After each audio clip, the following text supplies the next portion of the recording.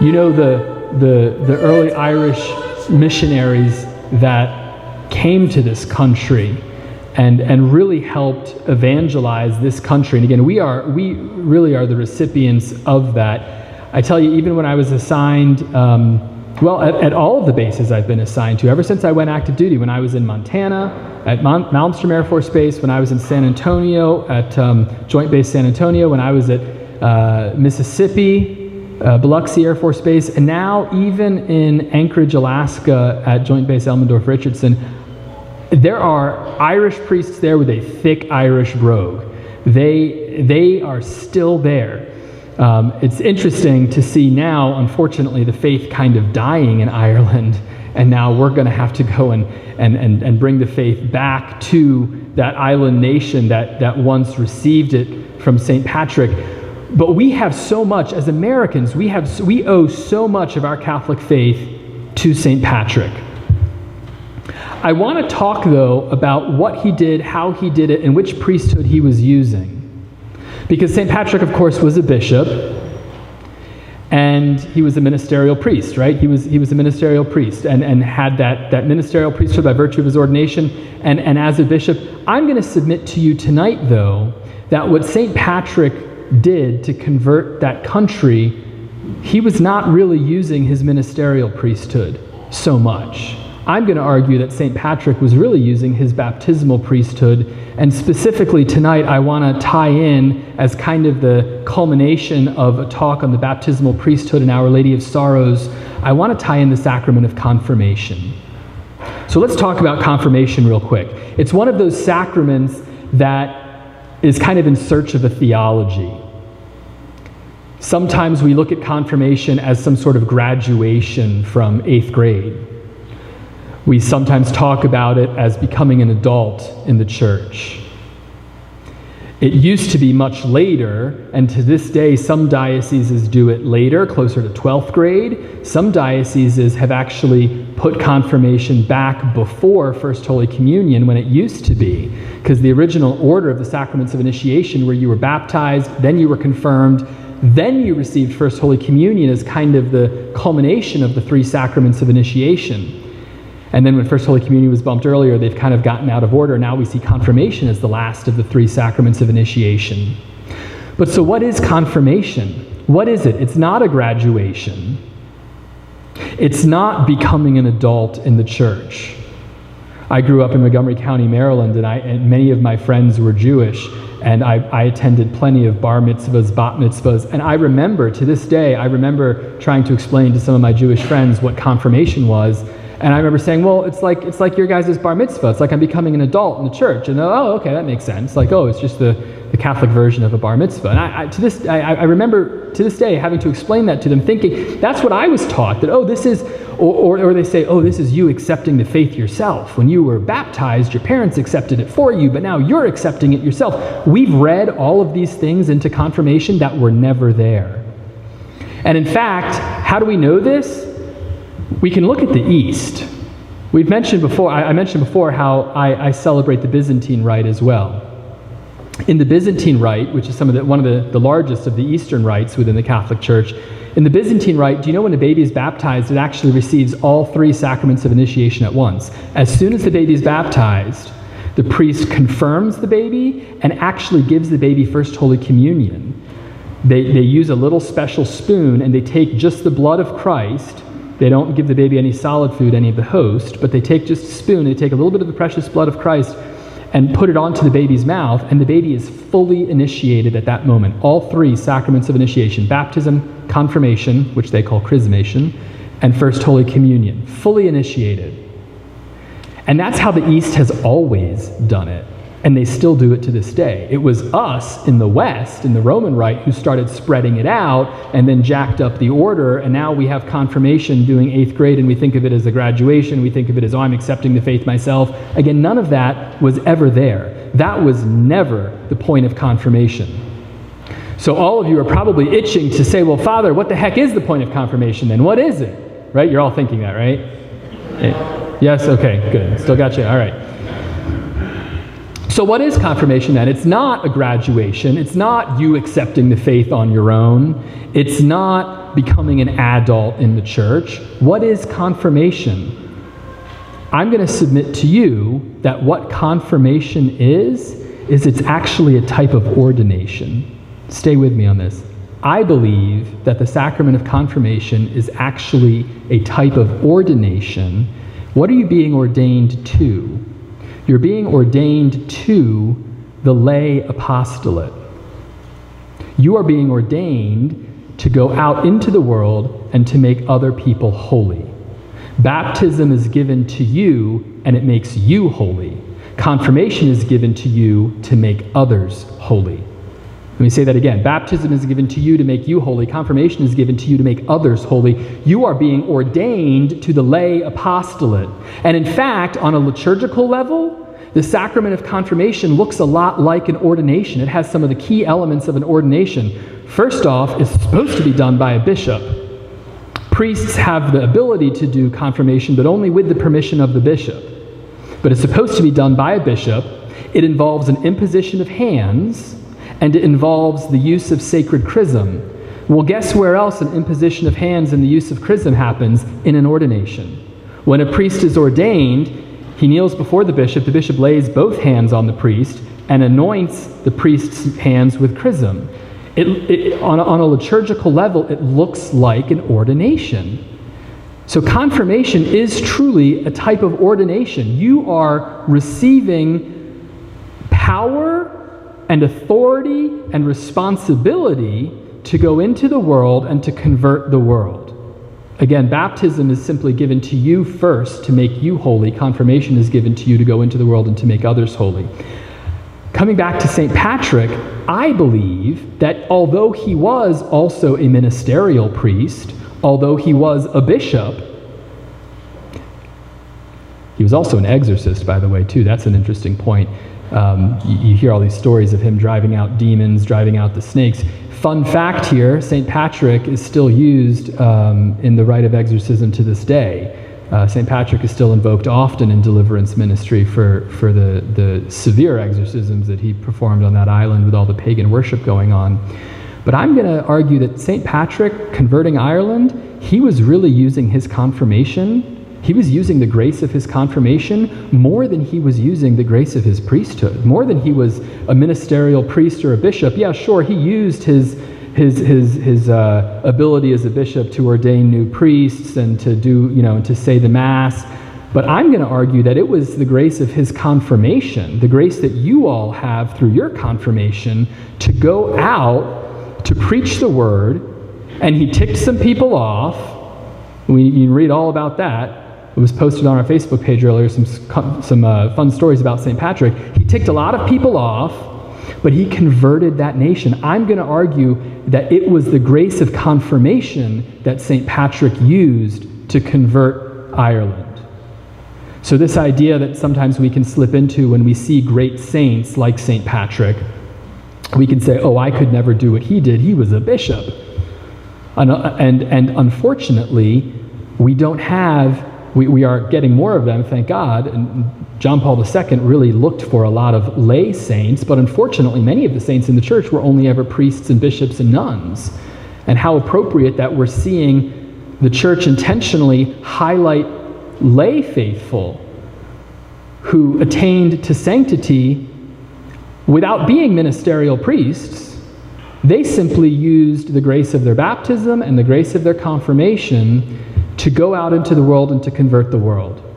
And my argument here is that St. Patrick really was relying on the grace of his confirmation more than the grace of his ordination to convert the world, to convert that island, and we in America have been the recipients of that here. I promised on day one I was going to turn up some controversy knob a little bit, and I think I did a little bit on day one. I heard there was a little bit of grumbling, a little bit of, Father John. But you know what's so nice about not being assigned here anymore?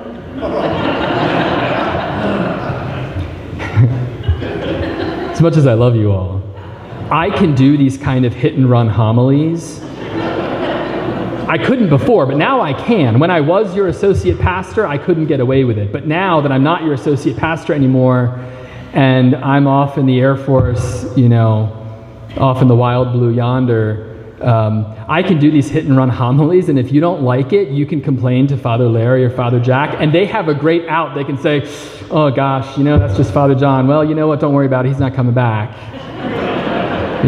When actually inside what they're going to be thinking is, he was right. But they won't say that to you because they're too nice. Well, Father Larry is. Father Jack might. He can be a bit of a bully. I've noticed that.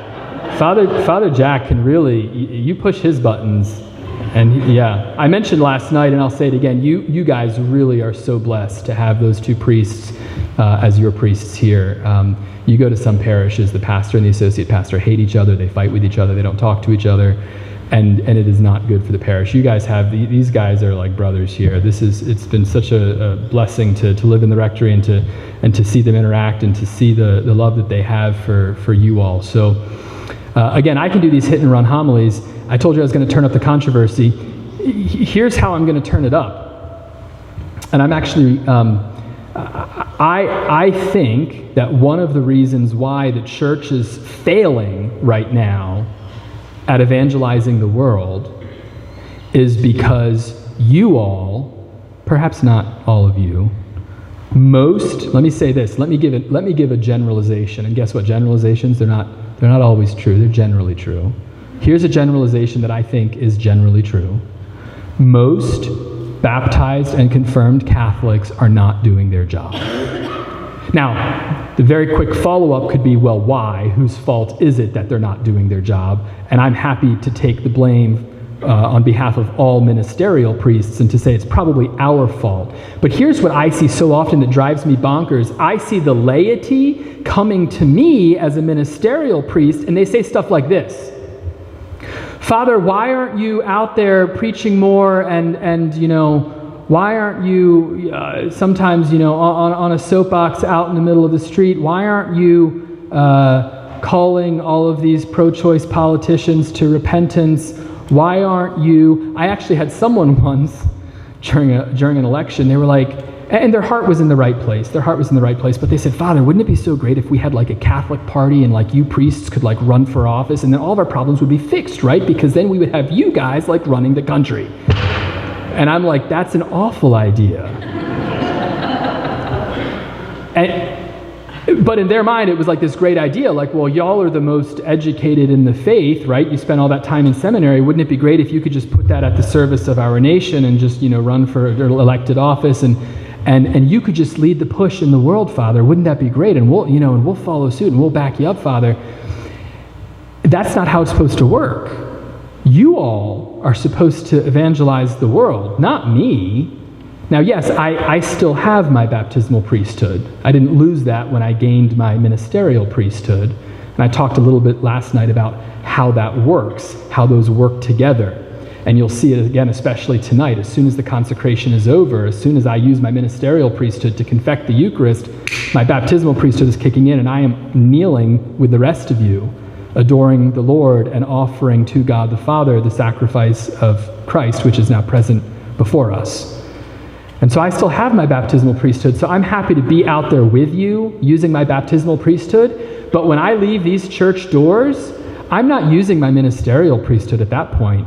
The only time I'm using my ministerial priesthood is inside the church, to be priest, prophet, and king in the church, so that you can be priest, prophet, and king or queen outside the church. You all, not me, not Father Larry, not Father Jack, you all are called to convert the world. You all are called to engage with the pro-choice politicians. You all are called to run for office and bring our country back to normal, not me. Guess what you're not supposed to be doing, which is also happening. I'm going to really tick some people off here. Guess what you're not supposed to be doing, which also happens. Again, not so much at this parish. I think you guys have it down pretty well, but I told you I've been to a lot of dioceses, a lot of parishes, and I see this reversal of roles where the laity is running the church. The laity is trying to teach, govern, and sanctify the church, and they expect the priests to go and teach, govern, and sanctify the world. They have it exactly backwards. The laity want to run the church. They're happy to stay right here in the church and run all of the ministries. They want to teach, govern, and sanctify the parish. They want to teach, govern, and sanctify the diocese, and then they expect us priests to be teaching, govern, and sanctifying the world. That is not how it works, and that is why we are failing as a church right now. The ministerial priesthood is meant to teach, govern, and sanctify the church so that you all are empowered to go teach, govern, and sanctify the world in your own families, your groups of friends, your workplaces, all of that. Hopefully that's not controversial. That's what the Catechism teaches. That's what the church has always taught. I would be run out of some parishes in this country if I just said that. And especially if I was wearing this goofy hat. Truly I would. Because some people see that as so insulting. They see it as clerical, which I don't understand. They see it as some sort of clericalism that, well, you get to run the parish and you don't let the laity get involved. That's not your job. That would be like me coming to you all upset, well, I don't get to run for office and you do. Well, you would say, Father, that's not your job. Your job isn't to engage with the world. Your job is to engage us so that we can engage in the world. Right? So sometimes we see it as some sort of like clericalism. Well, why is it that he gets to be at the altar and I don't get to be at the altar? Because my job is to make the sacrifice of Christ present. Y'all can't do that. I can, and I'm only supposed to do it for your benefit, so that you show up here, receive the fruits of the Mass, and then leave. At the end of Mass, the deacon says, Ite missa est. You're going to hear Father Jack, Deacon Jack tonight, Father Jack vested as a deacon. In the extraordinary form, you can vest in your lower ranks as well. You're going to hear Father Jack functioning as the deacon tonight at the end of Mass say, Ite missa est, go. Ite, go. That is a command. Go back out into the world, take the fruit of the sacrifice, and go back to the world, and then come back again, like Our Lady of Sorrows, with the joys and sufferings and controversies and scandals and everything going on in the world, in your families, in your houses, in your workplaces, in your groups of friends, and unite that, as we talked last night, offer that up to God the Father. And how can you offer it up unless you come back here and there's a ministerial priest who has made the once and for all sacrifice of Christ present to you? So the more that people expect us to be outside the church, the less the sacrifice of Christ is going to happen in the church. And the more you're in the church and not in the world, the less the world is going to get converted. So if you look around the world today and you say, well, I don't like the way the world is. Well, it's your fault. Now, again, in fairness, it's really our fault for not having taught this to you earlier, sooner, and really emboldened you to do that, to really call upon the grace of your confirmation. That's what I want to leave you with tonight, is take the grace of your confirmation. Go out into the world, be like St. Patrick, and convert the world. And you receive in confirmation all of the graces you need to do that.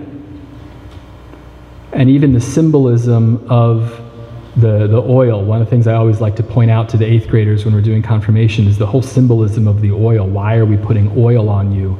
Number one, it's reminiscent of your anointing as king and queen, but it's also reminiscent of the Roman gladiators who would oil themselves up before they went into battle so that their enemy couldn't really grab them.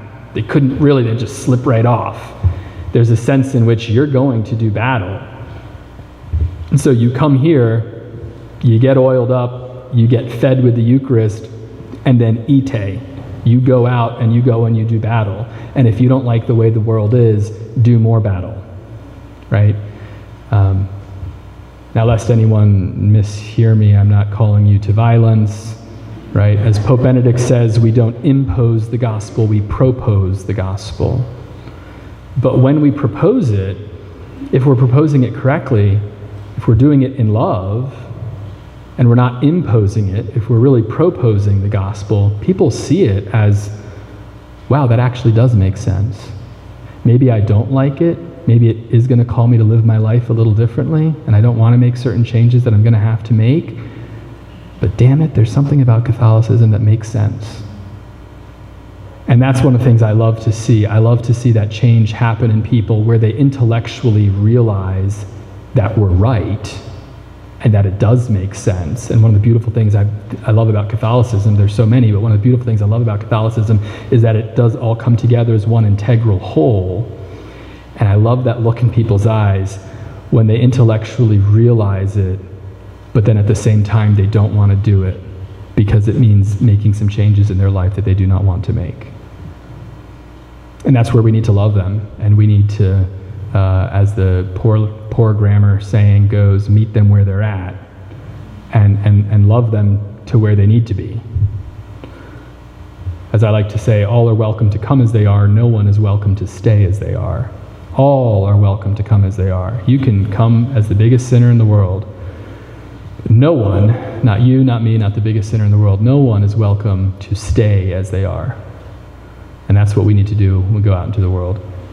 Show of hands, how many of you like the way the world is right now? That's what I thought, right? So, ite, go. Call upon the grace of your confirmation. Let's today ask especially for the intercession of St. Patrick.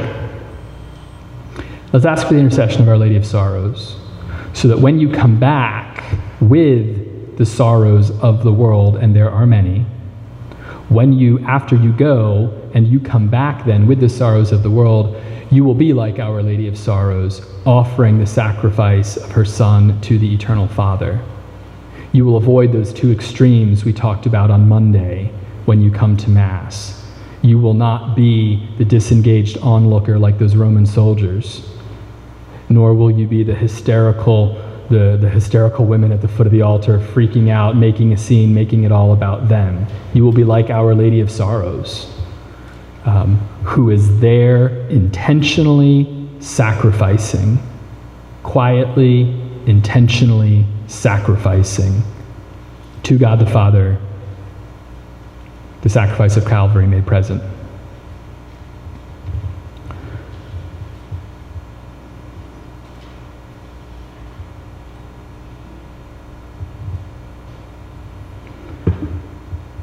I think I'm going to leave it with that. Was that controversial enough? I see a lot of people shaking their head no. Okay, well here, I'll promise you this. I'll try to tick you off during the homily as well. Deal? All right, so there's just a little bit that I'll say in the homily. We're going to keep a really short homily just because we have to give a homily during the Solemn High Mass. I'll try to tick you off a little bit there. Do we have a deal? Is that okay? Okay. So I'm sorry I couldn't tick you off more now, but I'll go out of my way to make sure I make you uncomfortable during the homily, all right? So with that, here are just some quick notes. So that's the end of the third talk, but here are some quick notes just about the extraordinary form. First, once I'm done talking, don't do it now, but once I'm done talking, if you would like, if you didn't pick one up on the way in, on that back table, there are two things. There are the red missal books, and there are the green, I think we ran out of green paper. They were green paper, but there's the propers sheet. So the propers sheet, the word proper, that has what is proper to the Mass today. That's what is specific to St. Patrick's. The prayers, the antiphons, the readings, that's all specific to St. Patrick. The book has what always happens at Mass. That's called the ordinary. It's ordinary because it is ordinary. It always is there. It doesn't change, right? We do begin on page 12 of the red booklet. There is no sprinkling rite because it's not a Sunday, so we begin on 12 of the booklet. So once I'm done talking, if you want to make sure you get one of those red booklets and a proper sheet, if you want. Now here's the other thing, hear me carefully on this. Feel free, give yourself permission to also not have the books in front of you and to just watch and pray. That is perfectly acceptable as well. Some people want to be able to follow along and see exactly, hear the readings and see them in English and follow those. If you want the book and the proper sheet, great. Give yourself permission as well, though, to simply put those down and to just pay attention. Because guess what, guys? The Mass is the Mass is the Mass. It's going to be a little different. It's going to look a little different. But the Mass, you know what's happening. You know, you're not idiots. You know what's happening at the altar. Yeah, it's going to look a little different. It's going to sound a little different, but you know what's happening. Let's talk about some of the differences right quick before we start the Mass. One difference that you'll notice right away, now for those of you who are regulars here, we've been doing all of our Masses ad orientem, that means facing the east. Now back in the day, churches were always made so that the altar was east. Whether or not this is compass east, which it actually isn't, this is like compass west, I think.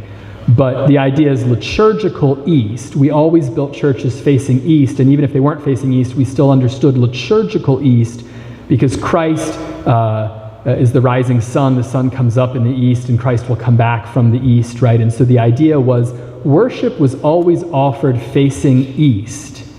Again, whether or not it was compass east, the idea was we're all facing the same direction. Some people with 21st century goggles on, some people put 21st century goggles on and they say something stupid like this, oh, the priest had his back to me.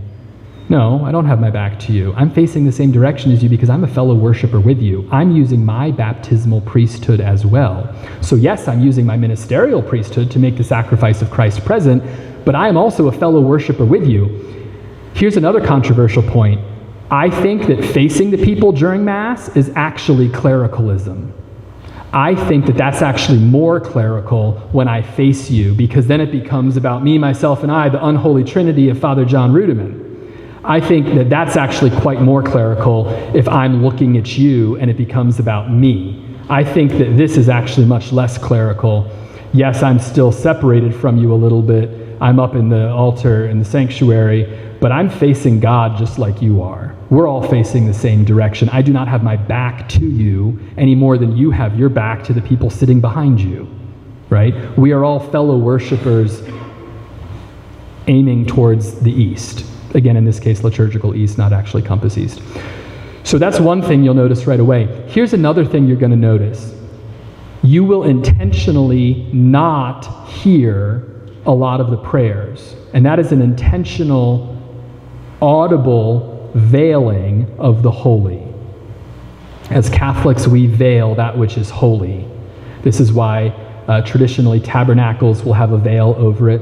Father Larry, you need to add that to your to-do list. Tabernacles traditionally have a veil on it because they are holy. Nuns traditionally wore a veil because they are holy.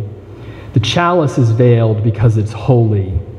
Back in the day, traditionally, even lay women would wear a veil because there is something holier about them than men. They can bring forth new life. They can do something that men cannot do, and there was something holy about that.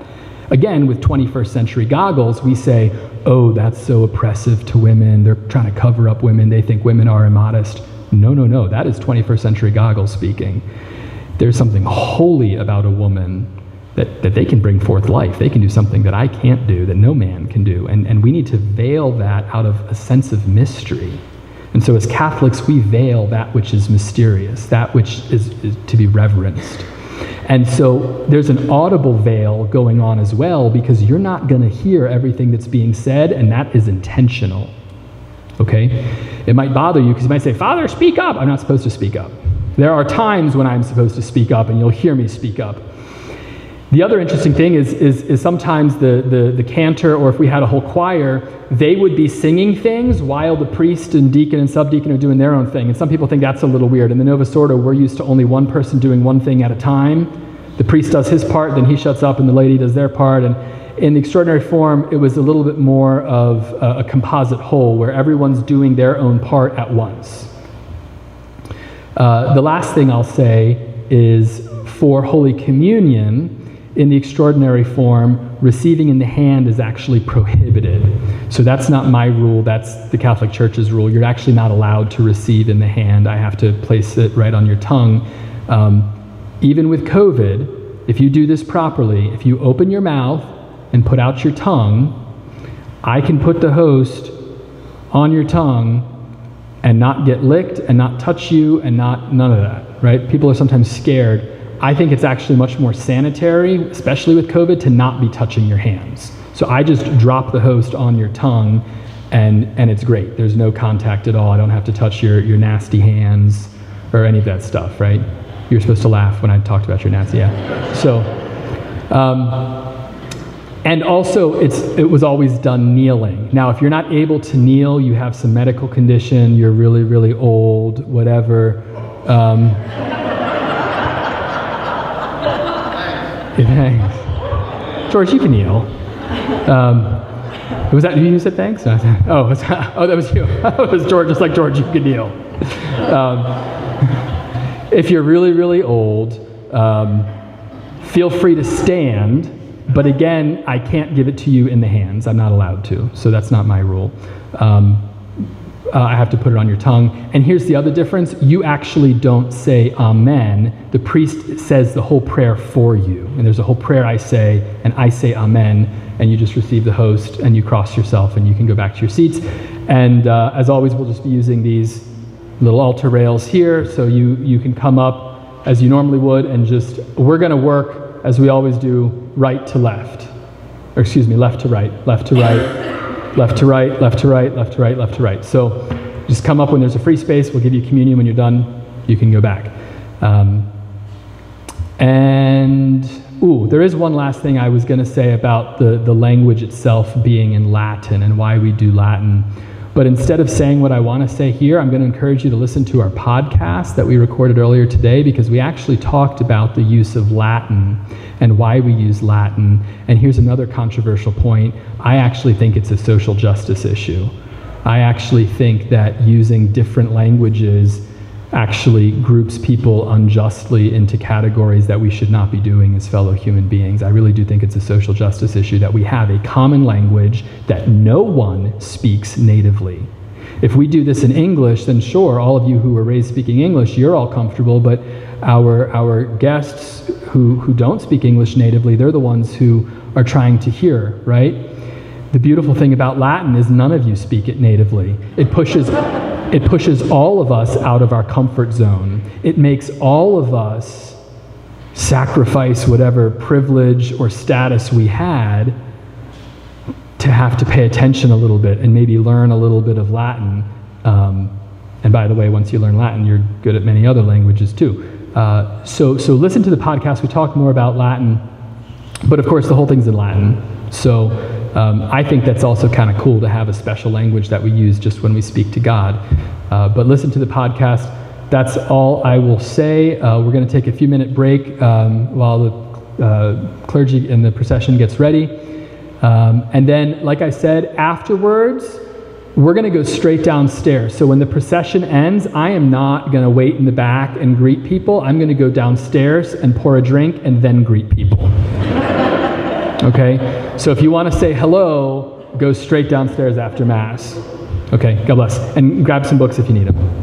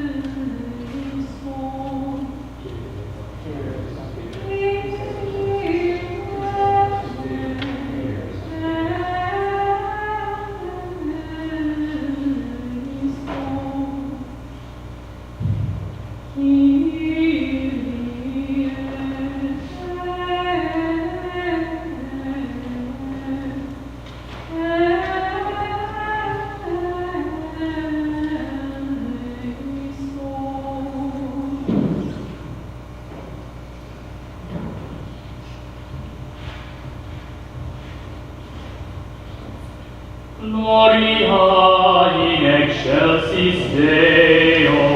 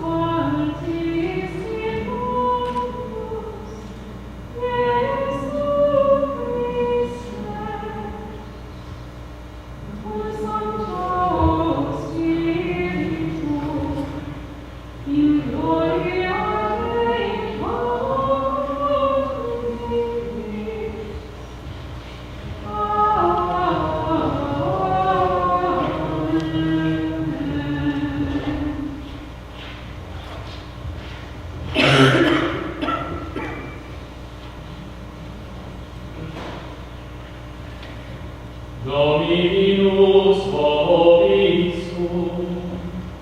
Et cum spiritu tuo. Oremus. Deus, quia predicandam gentibus gloriam tuam, beatum patricium confessorum, atque pontificem, mitere dignatus est, eius meritis et intercessione concede, utque nobis agenda principis, te miserante, ad intere possimus, per Domini nostrum Iesum Christum Filium Tuum, qui tecum vivit regnat in unitate Spiritus Sancti, Deus, per omnia saecula saeculorum.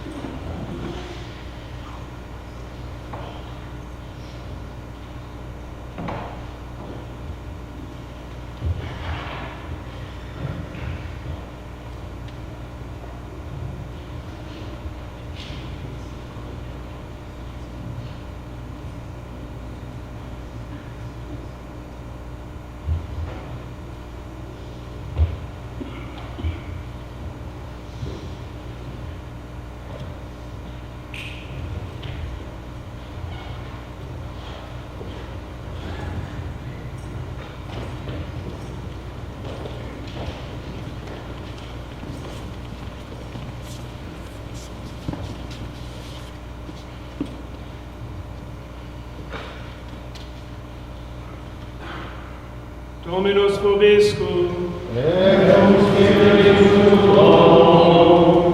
Sequentia Sancti Evangelii secundum Matteo. Gloria tibi, Domine.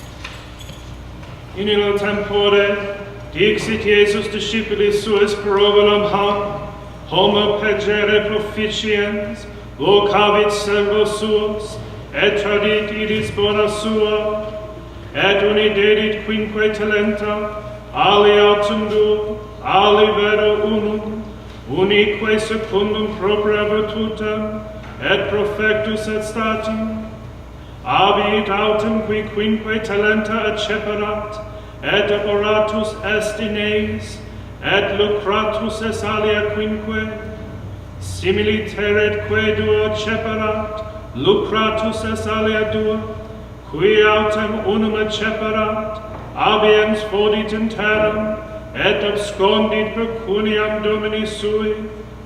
Post multum vero temporis venit Dominus servorum illorum, et posuit rationem cum eis, et accendes qui quinque talente acceperat, Obtule talia quinque talente dicens, Domine quinque talenta tradisti mihi, ecce alia quinque superlucratus sum, aetili Dominus eos, iuge serve bone, et fideles, quia super pauca fuisti fidelis, super multa te constitua, intra in gaudium Domini tui, accessit autem in cui duo talenti acceperat, et eid, Domine, duo talenti tradisti mihi, ecce alia duo lucratus sum, ait ili Dominus eos, iuge serve bone et fidelis,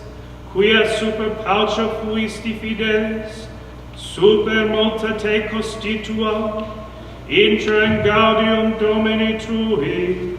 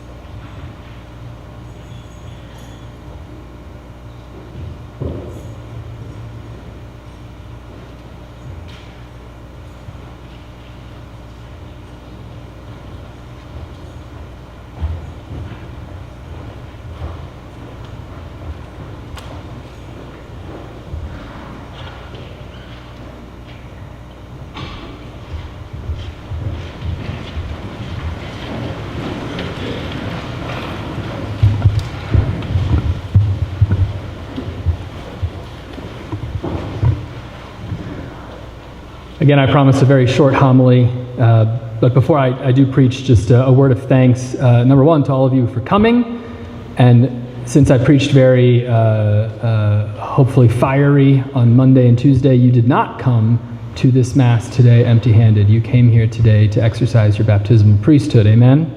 Amen. All right.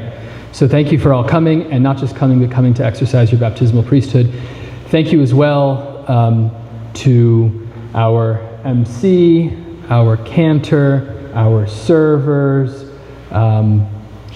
Special shout of thanks to our brother priest here, Father Martino Choi. Funny thing, so his first name is Martino, and his last name is Choi, right? Father Martino Choi. But because it's St. Patrick's Day, we're just going to drop the O from his first name and put it on his last name. He's Martino Choi. So Father Martino Choi, thank you for being here. In addition to Father Martin O'Choi, just a word of thanks again to Father Jack, Father Larry for welcoming me here. Again, this is my last Mass with you all as part of the mission, and fly back to Anchorage tomorrow, back to work at Joint Base Elmendorf-Richardson. So thank you so much for having me here, and again, I look forward to meeting and saying hi and bye to more of you after Mass, immediately after Mass downstairs. It's such a privilege to be back again.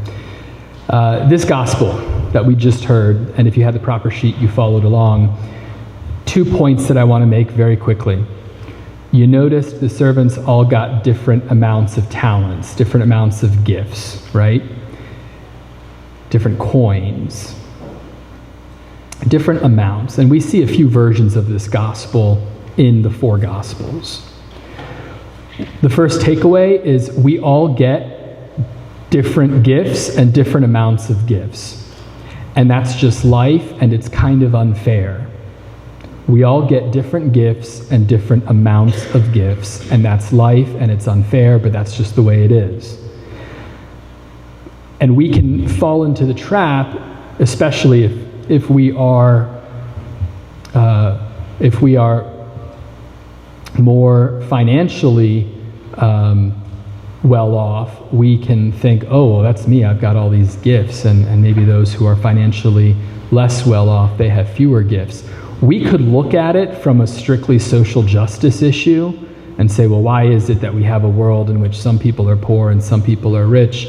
Again, part of the answer is from Jesus' lips himself. He says, the poor you will have with you always. That is just kind of, it doesn't mean he likes it, but he knows that that's just this fallen world in which we live, that there are inequalities, and yes, we should fight against them, but they're always going to be there, and we can fight against them as long as we want, but we're not going to solve that until the Lord comes again. I don't think, though, that in this gospel today, he's talking so much about monetary inequality. What I think he's talking about when he's talking about people with 5 talents or 5 coins or 5, I think he's talking about those of us with the Catholic faith. And what happens to us who have received so much, who are so rich in spiritual gifts. You have the Catholic faith. You have a valid baptism. Most of you have a valid confirmation. Those are 3 amazing gifts that most of the world doesn't have. You are richer than most of the world. And what happens, now, is it other people's fault that they don't have all of those gifts? No. Whose fault is it? It's ours for not evangelizing. Whose fault is it that there aren't more people who have those gifts? It's squarely on us. So if we're going to turn this into a social justice issue, y'all need to be going out, as I said earlier, and giving those gifts. So if you're worried about fixing the inequality in the world, then go out and spread those gifts so that you're not the only people with those gifts. But what does the Lord say at the end? If you squander your gifts, if you don't use your gifts, you will be held accountable for them. I will be held accountable for them. It's easier to go to hell with the more gifts you have if you don't use them. It's easier for me to go to hell than it is for you, and it's easier for you to go to hell than it is for someone out in the world who doesn't have the Catholic faith or a baptism or a confirmation. But again, to be fair, it's easier for me to go to hell because I also have the priesthood that I need to make an accounting for one day, and I cannot be like that servant who said, oh, I knew you were demanding, I just hid it, here it is. I didn't do anything with it, Lord. Here it's back. So we all get different amounts of gifts. And again, we are not talking financially. We are talking spiritual gifts here. And spiritual gifts, y'all are rich. Y'all are filthy rich. And if you want to address the social injustice, go out into the world and make sure those other people get those gifts. Right? That's the real COVID bailout right there. You guys go out into the world and you make sure they got those gifts. But then make sure that you know you're accountable for the gifts that you have. You will go to hell if you don't use your gifts. I will more easily go to hell than you if I don't use the gifts that I've been given. Right? So, on that happy note, we will continue with the Mass. Make sure you're using your gifts, right? Make sure that you're going out into the world and using your gifts, and you will be held accountable for them. The good news, I'll end on a happy note. I'm supposed to end on a happy note. The good news is that if you do go to hell, I'll probably be going before you. I'll pave the way. But no, the good news is the Lord is giving you everything you need, not just to get by, not just to scrape by, but to succeed. And if you use your gifts, how much greater your glory will be in heaven. This sounds super politically incorrect to say, but with your valid baptism, with your valid confirmation, your place in heaven will be much higher because you are like those person who received all of those gifts and used them and you got even more. Your glory in heaven will be even greater because you had received that dignity of Christ. You were configured to his person in baptism. You were configured to his ministry in confirmation. And if you use those gifts and you don't wind up in hell, and you wind up in heaven because you used them and used them well, your glory will be even greater. So don't go to hell, use your gifts. In the name of the Father, Son, and Holy Spirit, amen.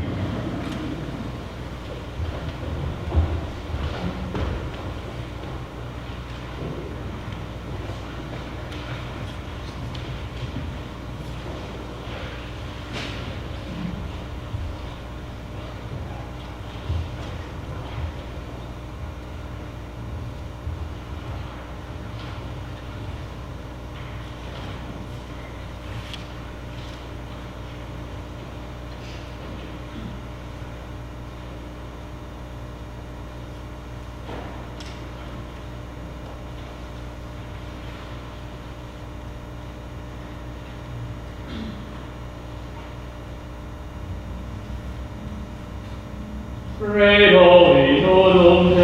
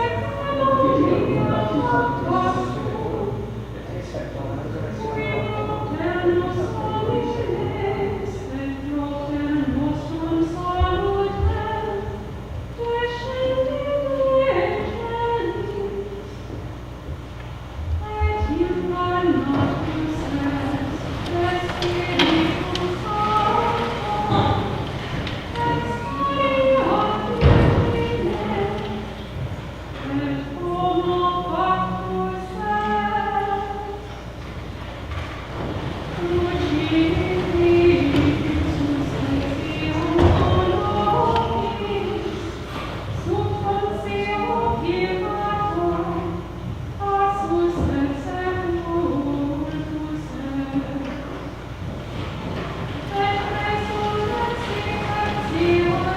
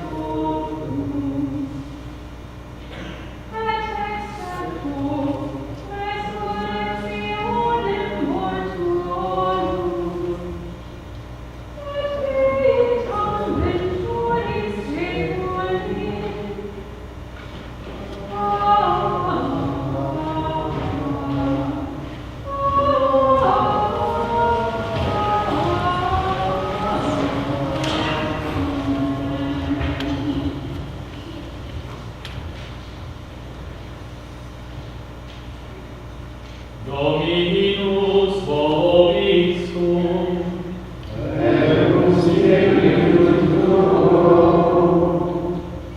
Oremus.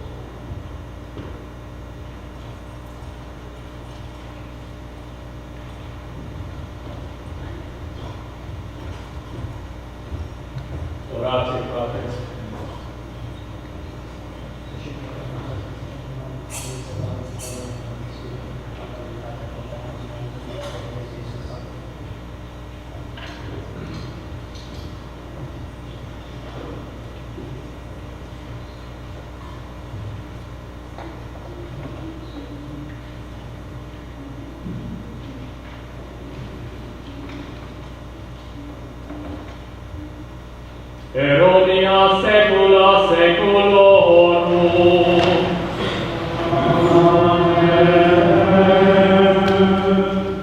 Dominus vobiscum.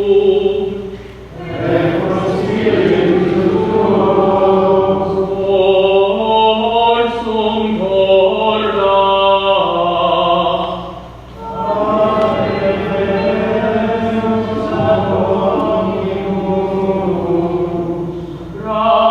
Gratias agamus Domino Deo nostro.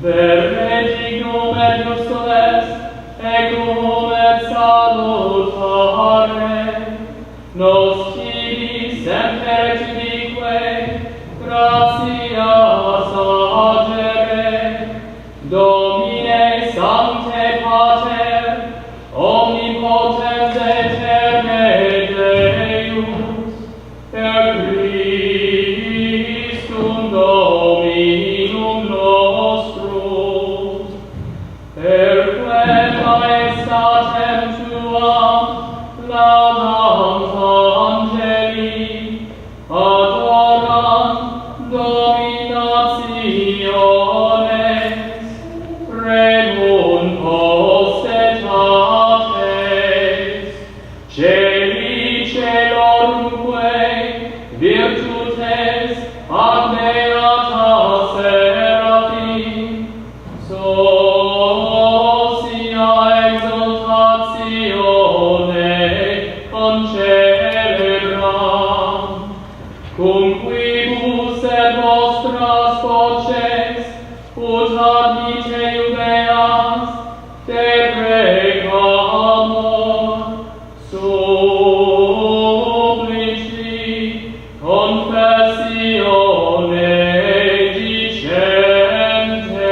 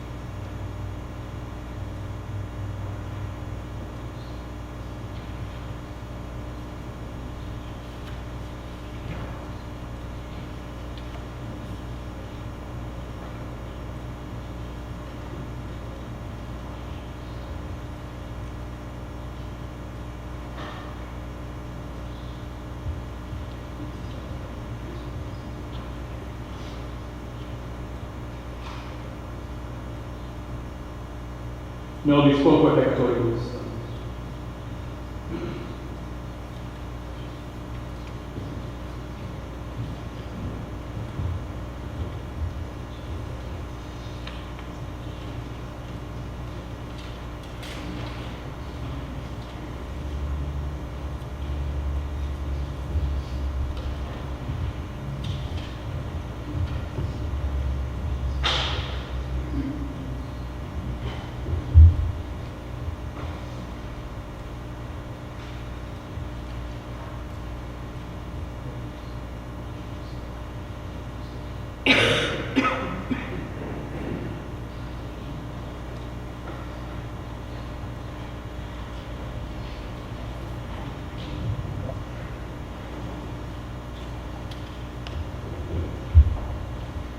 Et omnia saecula saeculorum.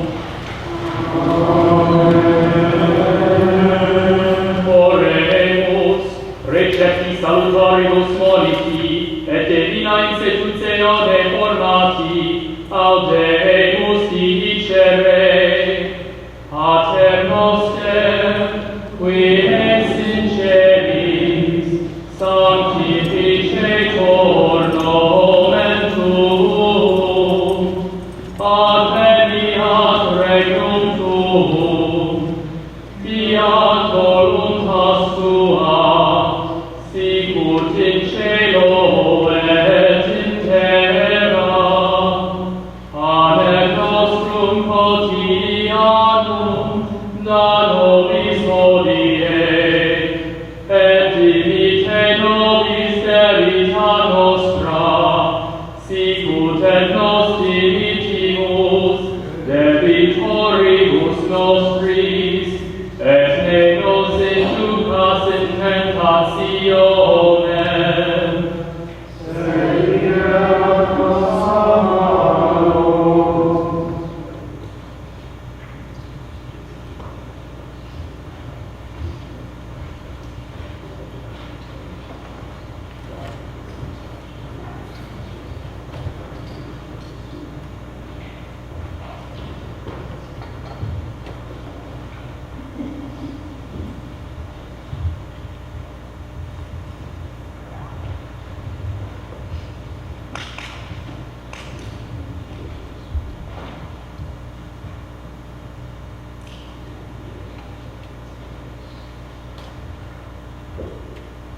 Et omnia saecula saeculorum. Amen.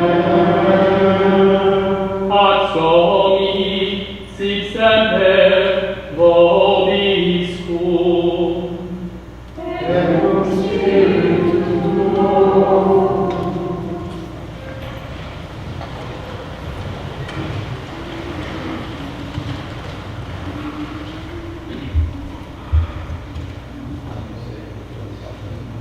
Amen.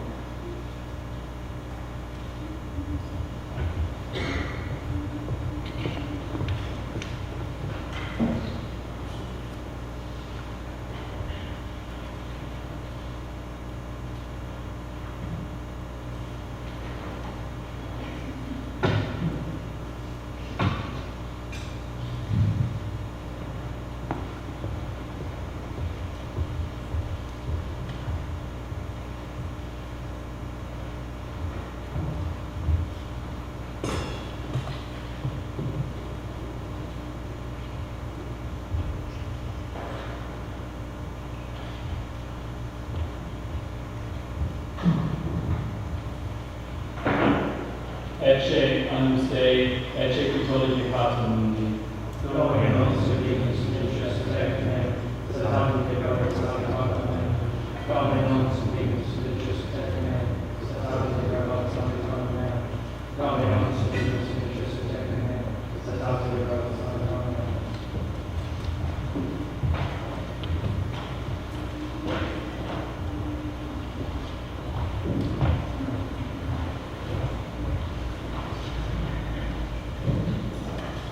Amen.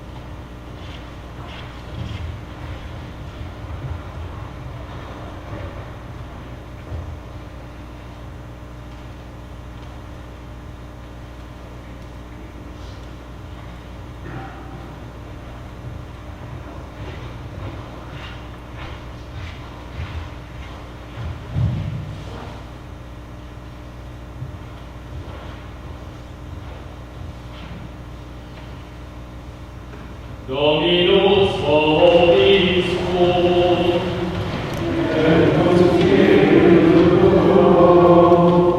Oremus.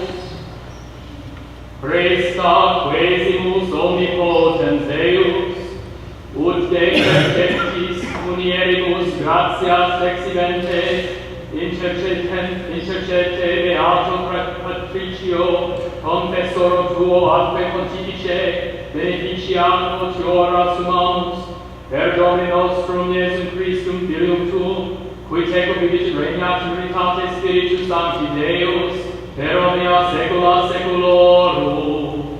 Amen.